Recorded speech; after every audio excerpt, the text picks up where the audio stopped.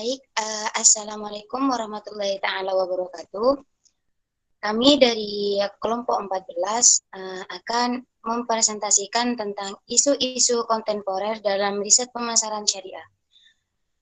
Saya sendiri dengan teman-teman saya yang beranggotakan ada Jihan Fadila dengan NIM 2097, saya sendiri Sofi Rafaatul Iklia dengan NIM 2006, Feni Alfionika dengan NIM 2007, Ilham Maulana dengan NIM 2040, dan Rizka Nur Fatmalah dengan NIM 2061. Yang terakhir ada Siti Aisyah dengan NIM 2071. Nah, yang selanjutnya akan saya jelaskan tentang ada subbab pembahasan yang akan kami jelaskan pada presentasi kali ini. Nah, yang pertama itu tentang pengertian paradigma riset Islami. Yang kedua, konsep dan variabel. Yang ketiga, sistematika riset dalam pemasaran syariah. Yang keempat itu ada Journal of Islamic Marketing atau JIMA. Next.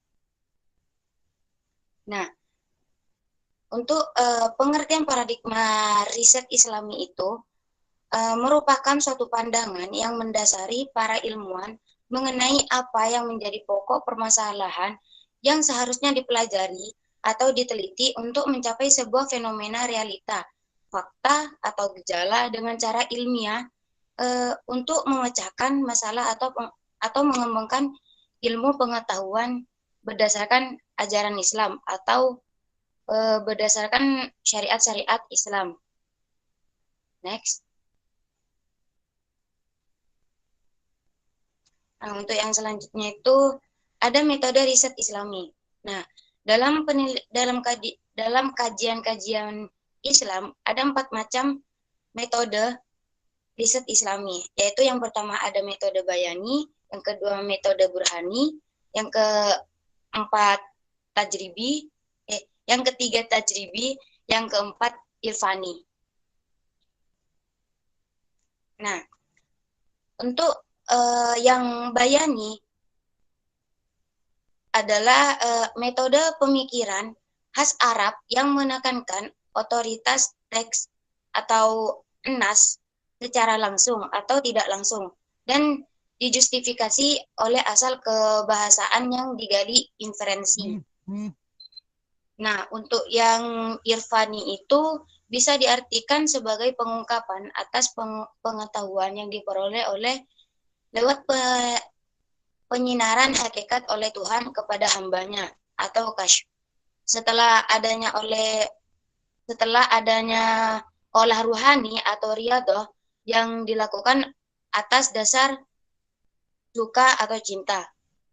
Nah, sedangkan untuk yang burhani ini berbeda dengan epistemologi bayani, metode bayani dan juga yang irfani. Nah, untuk yang burhani ini masih berkaitan dengan teks suci. Burhani sama sekali tidak mendasarkan diri pada teks, juga tidak pada pengalaman. Nah, untuk burhani ini menyerahkan diri kepada kekuatan rasio, akal yang dilakukan lewat dalil-dalil logika. Bahkan dalil-dalil yang dilakukan lewat bahkan dalil-dalil agama hanya bisa diterima sepanjang ia sesuai dengan logika rasional. Nah, yang terakhir itu ada tajribi. Nah, untuk tajribi ini eksperimen, yaitu suatu percobaan yang dilaksanakan serta memiliki sistem dan terencana untuk membuktikan kebenaran suatu teori. Nah, untuk yang selanjutnya akan dijelaskan oleh teman saya.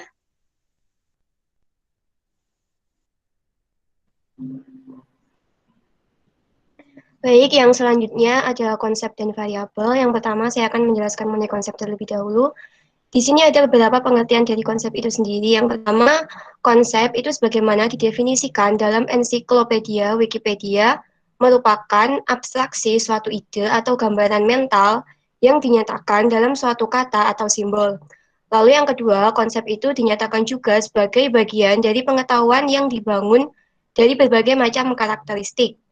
Yang ketiga, konsep itu didefinisikan sebagai suatu arti yang mewakili sejumlah objek yang mempunyai ciri-ciri yang sama.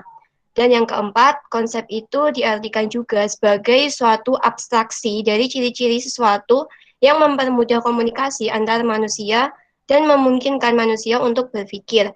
Nah, jadi di sini dapat kita simpulkan bahwa konsep itu merupakan sesuatu yang umum, representasi hasil intelektual mengenai sesuatu yang masih bersifat umum. Nah, suatu konsep itu adalah elemen dari proporsi, seperti misalnya kata adalah elemen dari kalimat. Lalu yang selanjutnya ada tasawur. Nah, apa sih tasawur itu? Tasawur sendiri ini merupakan istilah yang diperkenalkan oleh Muflih yang menggunakan terminologi dalam ilmu mantik. Nah, tasawur itu dapat didefinisikan adalah pemahaman tanpa mengenakan sifat yang lain. Jika kita buat contoh tasawur itu bisa kita lihat misalnya definisi tentang meja. Nah, jika ada ilmuwan yang mendefinisikan meja adalah benda yang terbuat dari kayu yang memiliki kaki 4 dan berbentuk persegi panjang, maka pendefinisian dari meja itu disebut dengan tasawur. Jadi dapat kita tarik kesimpulan bahwa tasawur ini merupakan konsep seperti itu. Next.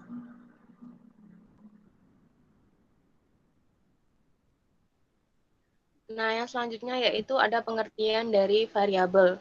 Nah, variabel ini berasal dari kata vari dan able yang berarti berubah dan dapat. Nah, dan secara harfiah, variabel itu berarti dapat berubah. Sehingga setiap variabel dapat diberi nilai. Dan sifat nilai itu dapat berubah-ubah. Nah, nilai dalam variabel tersebut itu bisa berubah berupa kuantitatif, yaitu terukur dan terhitung, dan dapat dinyatakan dalam angka. Dan juga bisa secara kualitatif, yaitu jumlah dan derajat atributnya yang dinyatakan dalam nilai mutu.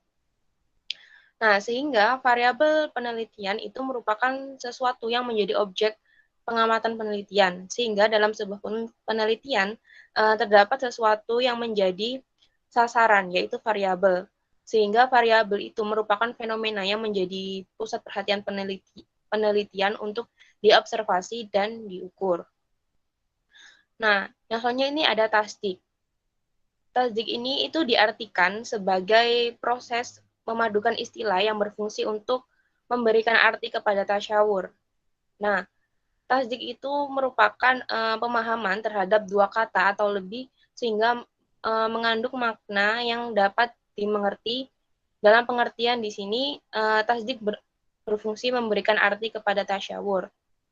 Nah, dan tasdik di sini itu adalah variabel. Kalau tasyawur tadi itu konsep, dan di sini tasdik adalah variabel.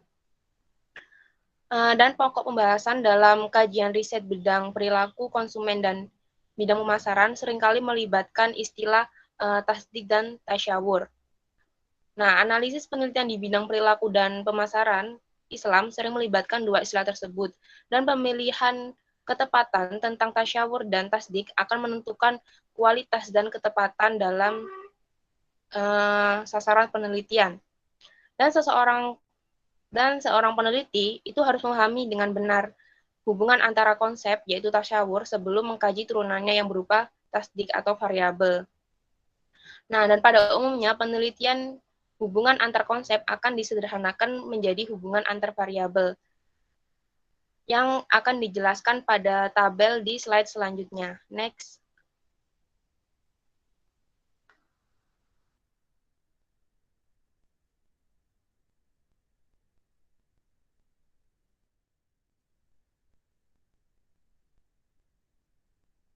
Baik, yang selanjutnya di sini ada hubungan tasawur dan tasdik. Nah, yang pertama itu berdasarkan skema hubungan tasawur dan tasdik tersebut dapat dijelaskan bahwa konsep tentang di sana terdapat konsep tentang kompetensi sales memiliki pengaruh terhadap kualitas dalam praktik pemasaran. Itu bisa dilihat pengaruh pengaruh atau kompetensi sales itu merupakan pengaruh itu independennya, variabel independennya, dan terpengaruh itu dependennya. Dependennya. Nah, akan tetapi penjabaran mengenai cara pengukuran tidak memungkinkan dilakukan karena konsep tentang kompetensi sales ini sangatlah luas sekali. Begitu juga konsep tentang kualitas juga sangat luas, sehingga peneliti tidak memungkinkan melakukan studi lebih mendalam hingga menemukan alat pengukuran dan bahkan proses analisis data sampai menemukan kesimpulan. Karena sangat luas itu tadi. Nah, peneliti ini sangat susah jika mengidentifikasi dan mengukur pada tataran tasawur atau konsep karena keterbatasan biaya, tenaga, dan waktu, bahkan kesulitan dengan sendirinya. Nah, maka perlu ditelaah lebih lanjut hingga menemukan hubungan antar variabel atau tasdik. Jadi konsepnya itu adalah hubungan antara kompetensi sales dengan kualitas.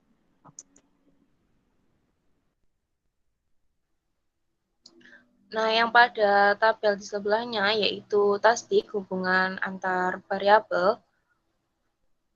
Nah, di sini ada kompetensi teknis dan kualitas pelayanan.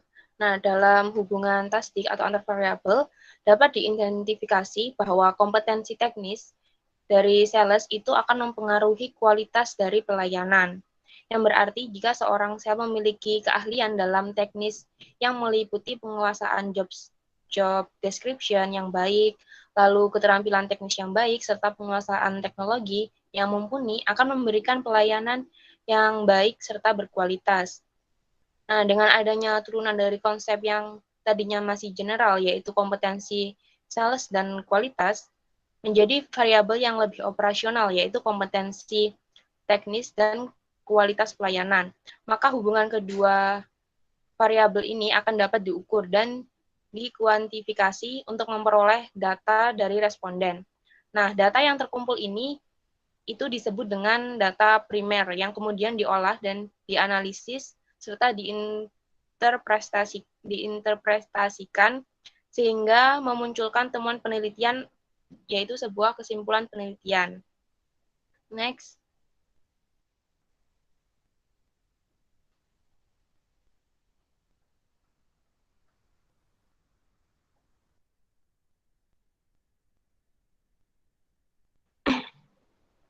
Yang selanjutnya ada skema tasdik atau variabel dan jenis data. Nah, di sini tasdik dan data measurement, ada measurement based numerical, ada pseudo measurement pseudo, ada perception based linguistic, dan elevation based measurement. Nah, berdasarkan skema tersebut akan tampak ukuran dan jenis data yang dihasilkan terdiri dari 4 kelompok utama. Yang pertama ada ukuran numerical, yang mana identik dengan ukuran kuantitatif, yaitu data berupa angka. Nah, ukuran numerical ini atau tadi kan dijelaskan bahwa berupa data yang berupa angka. Nah, data ini itu diklasifikasikan menjadi dua bagian besar, yaitu data yang berbentuk diskrit atau bilangan bulat, misalnya seseorang yang memiliki mobil sejumlah 2, 3, atau 4, dan data kontinu atau bilangan pecahan, misalnya tinggi badan, berat badan, kayak gitu. Nah, dengan kata lain, data diskrit ini merupakan data hasil perhitungan dan data kontinu merupakan data hasil pengukuran. Lalu yang kedua ada ukuran linguistik, yang mana ukuran ini itu lebih dekat dengan pendekatan kualitatif, karena data yang dihasilkan itu berupa gambar, simbol, tanda, ciri, dan indikator lain yang bukan berupa angka. Nah, data yang dihasilkan itu dalam ukuran ini merupakan data yang bukan berupa angka, tetapi data yang sifatnya informatif kategori saja, hasil dari survei. Nah, wawancara, diskusi, dan pengamatan langsung.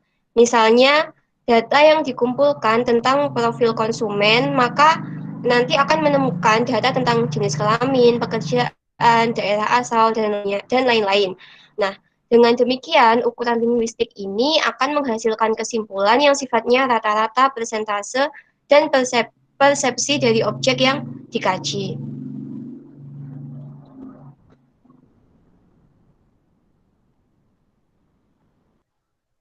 Nah, yang selanjutnya yaitu ada ukuran pseudo. Nah, pada data yang dihasilkan oleh ukuran pseudo, ini itu berbeda dengan ukuran numerical dan juga linguistik. Nah, jika di dalam ukuran numerikal dan linguistik itu akan menghasilkan data yang akurat, maka pada ukuran pseudo ini akan menghasilkan data yang sifatnya itu masih samar. Contohnya itu, misal peneliti ingin mengetahui tentang kedatangan penumpang pesawat di bandara itu pada pukul berapa. Lalu responden itu menjawab kira-kira akan tiba pukul jam 2:15 waktu Indonesia Barat. Berarti dari jawaban responden tersebut itu terdapat dua kemungkinan yang berkaitan dengan jam tibanya penumpang pesawat tersebut, yaitu bisa jadi tiba pukul 2:15 tepat, atau bisa jadi sebelum pukul 2:15 itu sudah datang atau mendekati pukul 2:15. Sehingga inti dari data yang dihasilkan oleh ukuran pseudo ini berupa perkiraan atau masih kisaran, sehingga ini disebut juga sebagai ukuran samar, yaitu bisa pas, kurang, atau bahkan lebih. Selanjutnya yaitu ada ukuran relevation.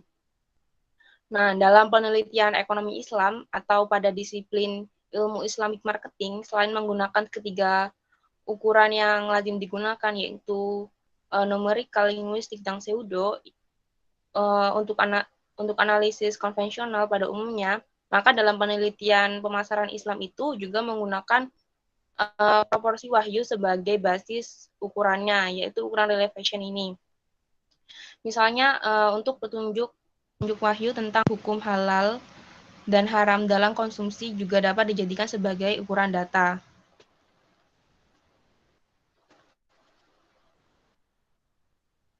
Termasuk petunjuk wahyu tentang keutamaan berbuat adil, jujur, beriman, bertakwa, sabar, tawakal itu juga merupakan aspek penting dalam penelitian. Penggunaan jenis ukuran data ini dalam penelitian ilmiah akan menunjukkan bahwa aspek normatif juga memiliki nilai fungsional dalam kaidah keilmuan di bidang penelitian, seperti halnya ukuran yang berlaku pada umumnya, baik kuantitatif maupun kualitatif. Next.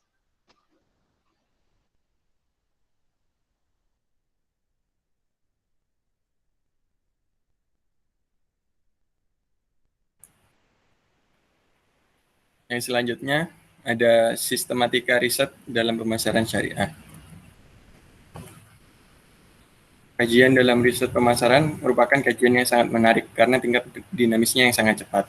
Hal ini tidak dapat dilepaskan dari cepatnya pertumbuhan penduduk muslim, tingkat kekuatan daya beli yang tinggi, perubahan income, serta perkembangan teknologi informasi yang menggeser pola-pola belanja dan pola hidup masyarakat.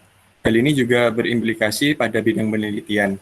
Penelitian tentang perilaku dan pemasaran Islami tidak berbeda jauh dengan penelitian pada umumnya. Pendekatan dan jenis datanya pun juga tidak berbeda dengan penelitian pada umumnya. Metode dan desain sampling juga sama dengan penelitian umumnya. Bahkan proses penalarannya juga sama dengan proses penalaran pada penelitian umumnya. Next.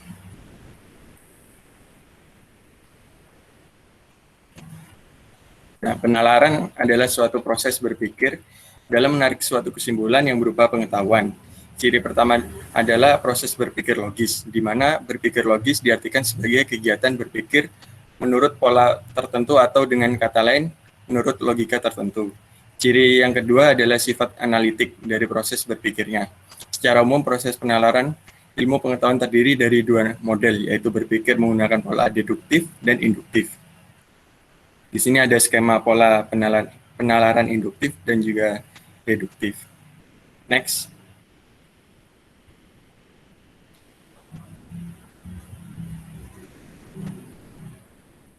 Deduksi adalah cara berpikir yang ditangkap atau diambil dari pernyataan yang bersifat umum, lalu ditarik kesimpulan yang bersifat khusus. Penarikan kesimpulan secara deduktif biasanya mempergunakan pola berpikir yang dinamakan silogisme. Metode berpikir deduktif adalah metode berpikir yang menerapkan hal-hal yang umum terlebih dahulu untuk seterusnya dihubungkan dengan bagian-bagian yang khusus. Nah, sedangkan penalaran secara induktif dimulai dengan menggunakan pernyataan-pernyataan yang mempunyai ruang lingkup yang khas dan terbatas dalam menyusun argumentasi yang diakhiri dengan pernyataan yang bersifat umum. Berpikir induktif adalah metode yang digunakan dalam berpikir dengan bertolak dari hal-hal khusus ke umum. Hukum yang disimpulkan di fenomena yang diselidiki berlaku bagi fenomena sejenis yang belum diteliti. Next.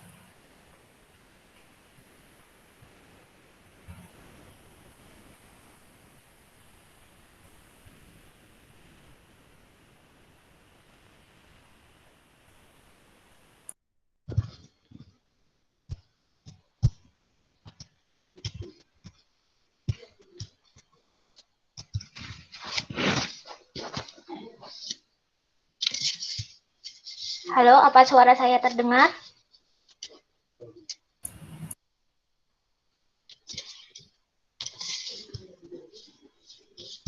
Halo? Iya, Iya, Ben.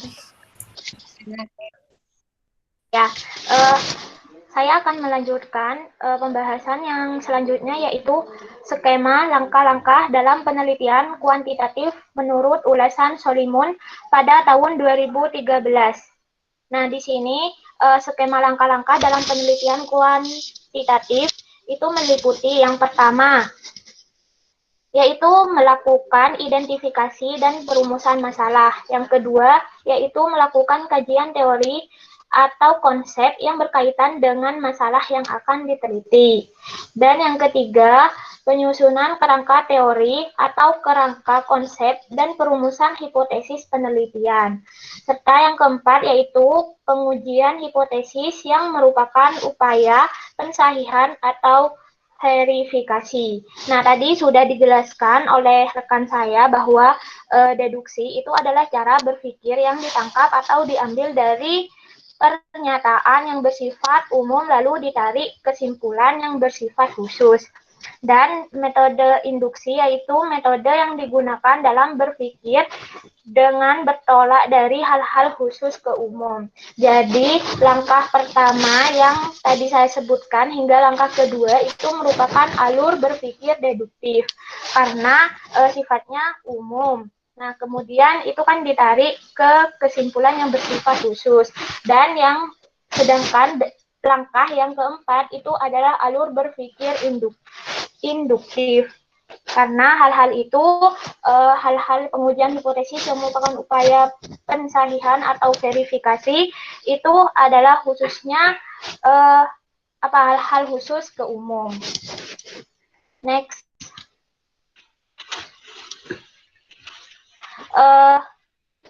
Kemudian penalaran ilmiah pada hakikatnya merupakan gabungan dari penalaran deduktif dan induktif, di mana penalaran deduktif terkait dengan rasionalisme dan penalaran induktif itu terkait dengan empirisme. Nah, secara rasional ilmu menyusun pengetahuannya secara konsisten dan kumulatif, sedangkan secara empiris ilmu memisahkan antara pengetahuan yang sesuai fakta dengan yang tidak. Karena itu, sebelum teruji kebenarannya secara empiris, semua penjelasan rasional yang diajukan statusnya hanyalah bersifat sementara. Nah, jika statusnya hanya bersifat sementara, itu biasanya disebut dengan hipotesis. Nah, hipotesis ini pada dasarnya disusun secara deduktif dengan mengambil premis-premis dari pengetahuan ilmiah yang sudah diketahui sebelumnya. Kemudian pada tahap pengujian hipotesis, proses induksi itu mulai memegang peranan di mana dikumpulkan fakta-fakta empiris untuk menilai apakah suatu hipotesis yang didukung apakah suatu hipotesis itu didukung fakta atau tidak. Nah, maka dapat disimpulkan bahwa penalaran deduktif dan penalaran induktif diperlukan dalam proses pencarian pengetahuan yang benar. Nah, penalaran induktif disebut juga dengan kajian empiris yang merupakan bentuk pembuktian yang bersifat nyata dan aktual karena peneliti melakukan telaah secara langsung, melakukan pengamatan, melihat, dan terjun langsung sehingga menemukan data yang dianalisis menghasilkan kesimpulan.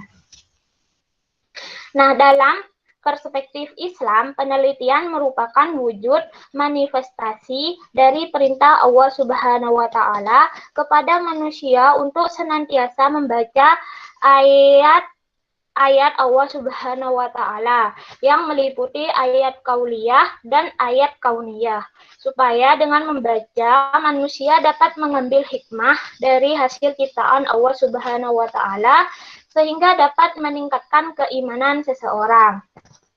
Nah, apa yang dimaksud dengan ayat kauliyah dan ayat kauniyah? Nah, ayat kauliyah itu merupakan ayat-ayat Al-Quran yang difirmankan oleh Allah Subhanahu wa Ta'ala di dalam Al-Quran.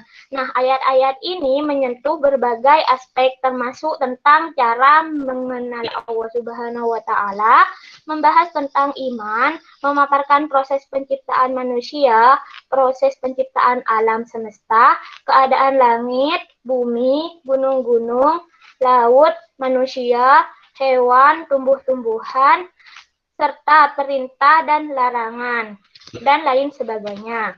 Nah, sedangkan ayat kauniyah ini adalah ayat-ayat dalam bentuk segala ciptaan Allah Subhanahu wa Ta'ala seputar alam semesta dan semua yang ada di dalamnya, seperti angin, hujan, terus tentang bumi, tumbuh-tumbuhan, dan sebagainya. Pokok yang meliputi segala macam ciptaan Allah, baik itu yang kecil maupun yang besar.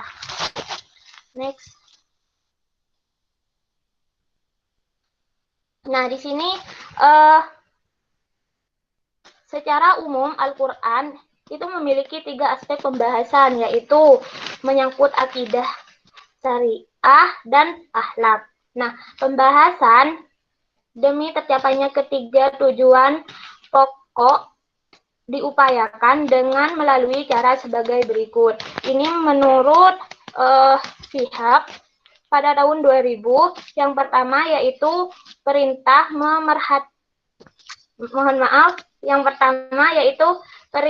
memerhatikan alam raya. Nah, jadi alam raya itu diperintahkan bahwasannya di bumi ini harus dijaga. Terus yang kedua yaitu perintah mengamati pertumbuhan dan perkembangan duniawi, di mana di bumi ini kita kan sebagai khalifah. Jadi perintah agar kita itu dapat mengamati pertumbuhan dan perkembangan di duniawi. Dan yang ketiga yaitu kisah-kisah, yang keempat janji serta ancaman duniawi dan ukhrawi. Nah, untuk dapat memperoleh informasi tentang kandungan ayat-ayat Al-Quran, maka untuk para peneliti itu diberikan ruang yang cukup lebar untuk melakukan ijtihad. Nah, salah satu upaya ijtihad dalam mengungkapkan rahasia kandungan ayat-ayat Al-Quran perlu adanya penafsiran yang mumpuni sesuai dengan konteks atau kondisi yang relevan. Nah, oleh karena itu perlu adanya penafsiran-penafsiran yang sahih sebagai pemikiran-pemikiran para mufasir. Nah, secara etimologi tafsir ini bisa berarti penjelasan, pengungkapan, dan menjabarkan kata yang masih samar. Nah, sedangkan secara terminologi tafsir itu adalah penjelasan terhadap kalamullah atau menjelaskan lafaz-lafaz Al-Quran dan pemahamannya. Next.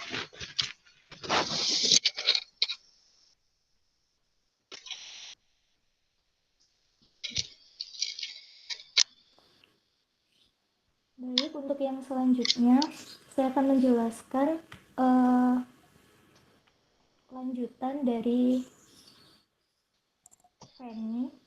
Jadi secara singkat itu dapat dikatakan bahwa Al-Quran sebagai wahyu Allah Subhanahu wa Ta'ala yang diturunkan kepada Rasulullah Shallallahu Alaihi Wasallam melalui malaikat Jibril, melalui kandungan ayat kauliyah yang berbentuk wahyu dan ayat kauniyah yang berupa tanda-tanda yang terjadi di alam termasuk perilaku manusia. Ringkasan metodologi tafsir Al-Quran itu ada beberapa metode, yakni ada metode tahlil, metode Ismaili, metode Muqarrin, dan metode Maudu'i. Nah, posisi ayat qauliyah merupakan petunjuk bagi ayat-ayat kauniyah, sedangkan hasil dari ayat kauniyah merupakan bukti dari ayat qauliyah. Ilmu Allah Subhanahu wa taala diturunkan kepada manusia berupa bentuk, yaitu wahyu yang diberikan kepada orang-orang pilihan, yakni nabi dan rasul, yang berupa ayat-ayat qauliyah yang sifat kebenarannya itu mutlak, dan ilmu Allah Subhanahu wa taala yang diberikan kepada manusia dengan sifat kebenarannya atau relatif, yaitu berupa ayat kauniyah. Jadi kalau misalkan ayat-ayat kauniyah itu sifat kebenarannya itu mutlak, sedangkan untuk ayat kauniyah itu sifat kebenarannya itu bersifat relatif, seperti itu. Boleh di next?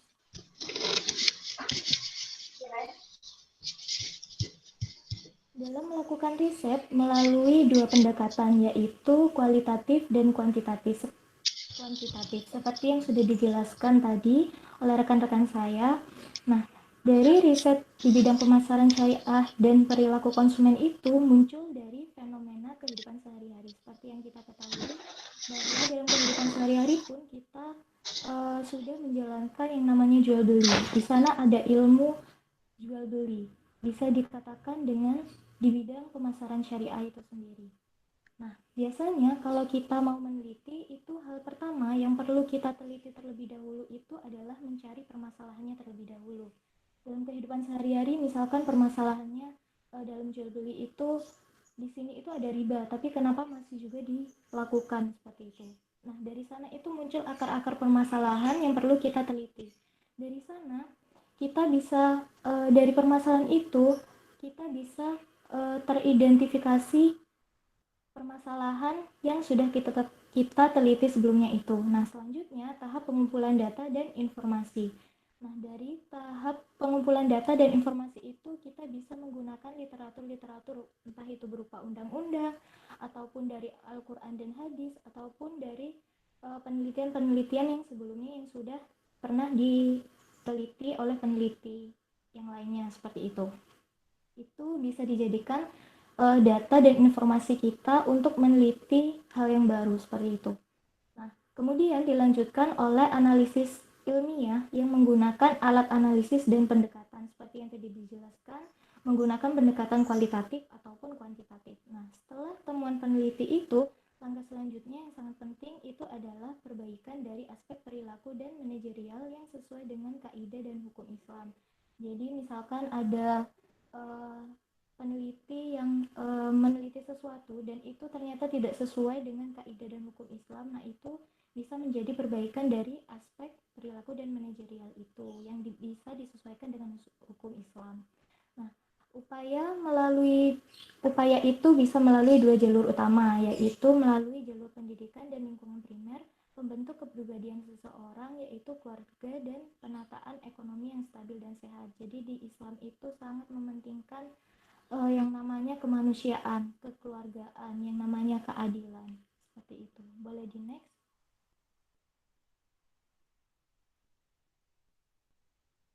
Nah, untuk yang terakhir, saya akan menjelaskan mengenai Journal of Islamic Marketing atau biasa disebut dengan JIMA.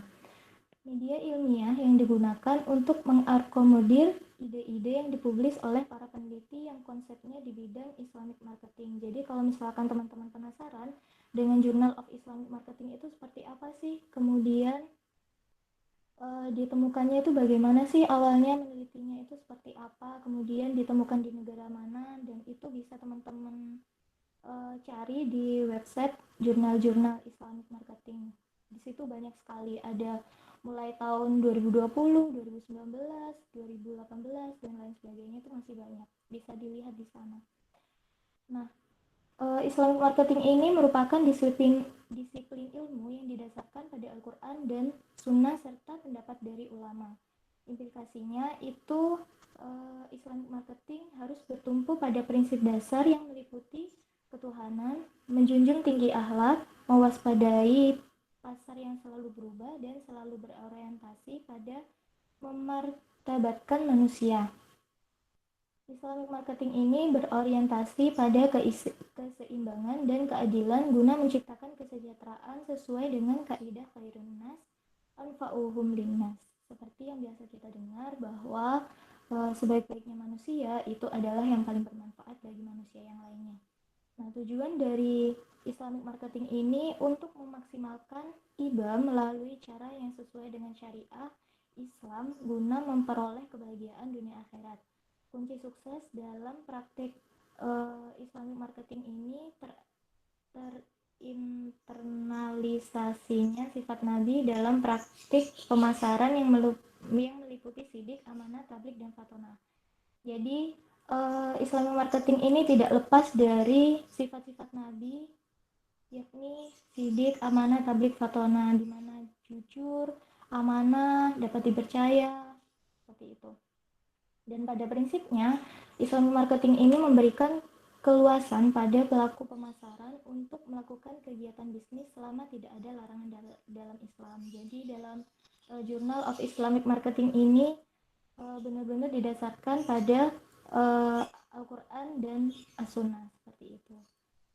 Itu saja dari saya. Akan saya kembalikan kepada moderator. Terima kasih.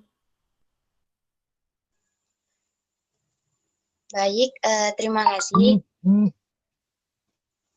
Sekian dari kelompok kami. Saya Sofia Fatulikdia sebagai moderator di sini. Wassalamualaikum warahmatullahi taala wabarakatuh. Mungkin teman-teman ada yang mau dipertanyakan. Silakan ditulis di kolom komentar. Terima kasih.